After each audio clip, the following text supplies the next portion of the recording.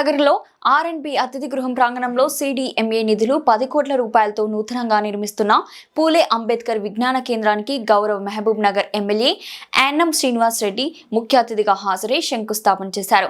ఈ సందర్భంగా ఆయన మాట్లాడుతూ నగరం నడిబొడ్డున ఉన్న ఈ ప్రాంతంలో వెజ్ నాన్ వెజ్ మార్కెట్ నిర్మించేందుకు గత ప్రభుత్వం ప్రయత్నించారని, ఇలాంటి మంచి వాతావరణంలో అత్యున్నతమైన ప్రదేశంలో అందరికీ ఉపయోగపడే విధంగా ఒక నాలెడ్జ్ సెంటర్ పెట్టాలని నిర్ణయం తీసుకోవడం జరిగిందని, అందుకు ఎంతో శ్రమించామని ఆయన తెలిపారు.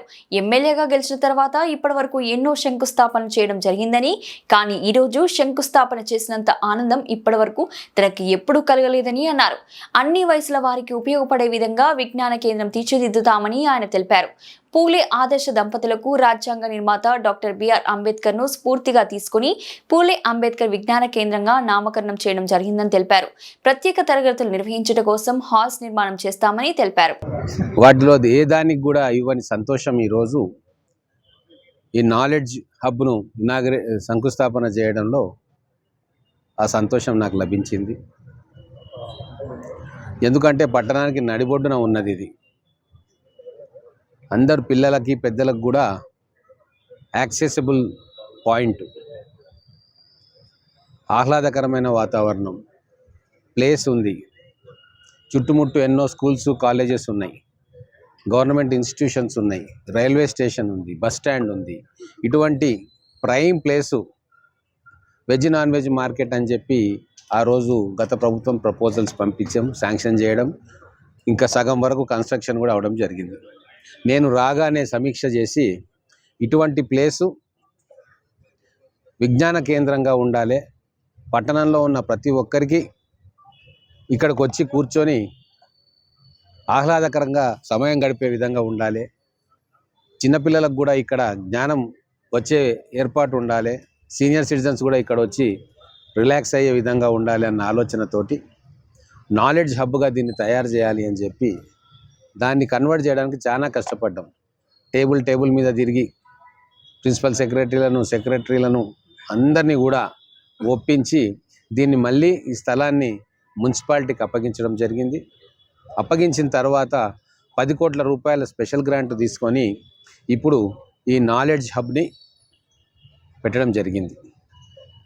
దీనికి పేరు ఏం కావాలి అంటే, ఏం పెడితే బాగుంటుంది అంటే ఆలోచన చేసి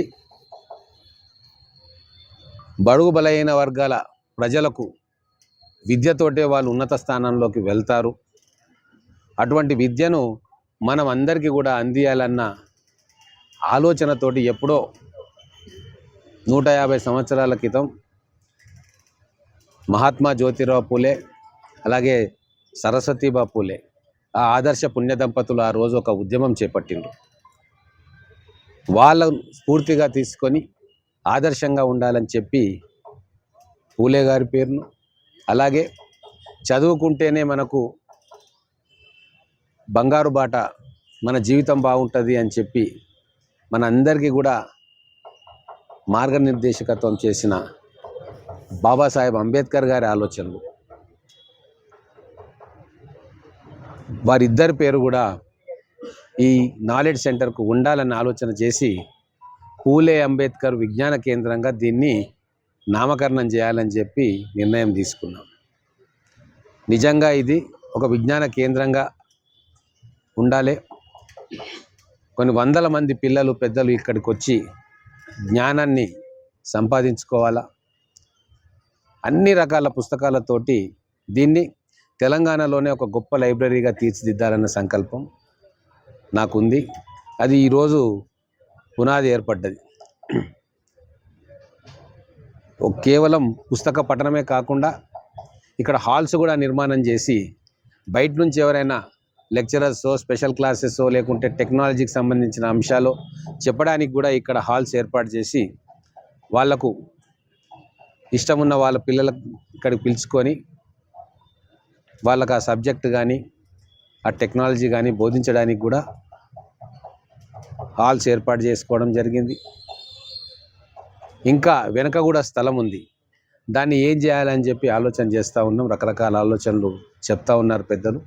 అది కూడా పూర్తిగా ఈ విజ్ఞాన కేంద్రానికి ఉపయోగపడేటట్టుగా దాన్ని కూడా ఏదన్నా ప్లాన్ చేయాలని ఆలోచన ఉంది.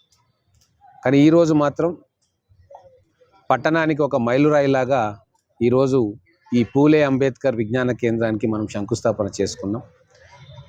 అతి తొందరగా ఇది పట్టణ ప్రజలకు అందుబాటులోకి రావాలని చెప్పి నేను కోరుకుంటా ఉన్నా. ఇంకొక విషయం కూడా చెప్పడం జరిగింది గతంలో, ఈ లైబ్రరీలో 1,00,000 పుస్తకాలు ఉండాలి. ఆ 1,00,000 పుస్తకాలు మనం కొన్నవి కొన్ని, దాతలు ఇచ్చేటివి కొన్ని, భవిష్యత్తులో పిల్లలకు ఉపయోగపడేటివి, గృహిణులకు ఉపయోగపడేటివి, ఇటువంటివన్నీ కూడా ఇక్కడ ఉండాలని చెప్పి ఆలోచన చేస్తూ ఉన్నాం. ఒక డిజిటల్ లైబ్రరీ కూడా ఈ ప్రాంగణంలో ఉండాలి. మొత్తానికి ఒక కాంప్రిహెన్సివ్ నాలెడ్జ్ సెంటర్గా దీన్ని అభివృద్ధి చేసుకోవాలన్న ఆలోచన నాకు కలిగింది. దానికి అనుగుణంగానే మున్సిపల్ కార్పొరేషన్ వాళ్ళు, అలాగే CDMA డైరెక్టర్ శ్రీదేవి గారు నా ఆలోచనకు వారు స్పందించి 10 కోట్ల రూపాయలు గ్రాంట్గా మనకు ఇవ్వడం కూడా జరిగింది. సో ఫిజికల్ ఇన్ఫ్రాస్ట్రక్చర్ అయిన తర్వాత ఫర్నిచర్కు, బుక్స్కు, కంప్యూటర్ సిస్టమ్స్కు, ఏసీలకు, మిగతా ఎక్విప్మెంట్కి వాటిలో కూడా 2.5 crores ఎంతో పెట్టుకున్నట్టున్నారు. మొత్తానికి 10 కోట్ల రూపాయలతోటి ఈ విజ్ఞాన కేంద్రం తయారు కాబోతూ ఉంది. ఒకవేళ ఇంకా మనకి ఏదన్నా 1 కోటి 2 కోట్ల అవసరం ఉంటే అది కూడా ప్రభుత్వం చేత నేను శాంక్షన్ చేయించి దీన్ని మహబూబ్ నగర్ అంటే పూలే అంబేద్కర్ విజ్ఞాన కేంద్రం అన్నట్టుగా అద్భుతంగా తీర్చిదిద్దాలని చెప్పి నేను కోరుకుంటా ఉన్నా.